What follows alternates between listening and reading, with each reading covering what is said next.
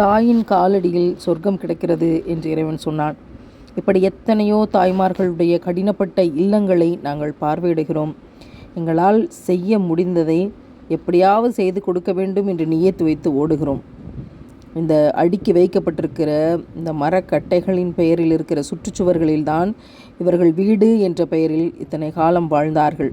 அதன் பிறகு அவர்கள் பணி செய்த வீட்டினுடைய உரிமையாளர்கள் சில பேர் கருணை கொண்டு அவர்களுக்கு கல்லால் ஆன ஒரு சிறிய அறையை கட்டி கொடுத்திருக்கிறார்கள். இந்த தாய், அவர்களுடைய வயது முதிர்ந்த தாயான இந்த தாயை பார்த்து கொள்ள அவர்களுக்கு தேவைப்பட்ட மிக அத்தியாவசியமான ஒன்று கழிப்பிட வசதி.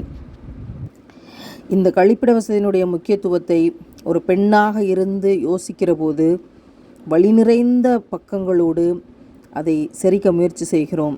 இந்த கழிப்பறையை கட்டி கொடுக்க முயற்சி செய்தோம், கட்டியும் கொடுத்து விட்டோம் இறைவன் அருளால். கடினப்பட்ட அவர்கள் எத்தனையோ பொழுதுகளில் கண்ணீர் வடித்த அந்த சோக கதைகளை இந்த கழிப்பறை தீர்த்து வைக்கும் என்று நாங்கள் நம்புகிறோம். ஒரு மனிதியின் மானம் காக்கும் இடம். கடவுள் நல்ல மாதிரி உங்களை வைக்கணும். கடவுள் உங்கள் மக்கள் எல்லாருமே நல்லா இருக்கும். நான் என் அம்மா தான் பார்த்தேன். அம்மா மாதிரிலாம் எனக்கு செய்தாங்க.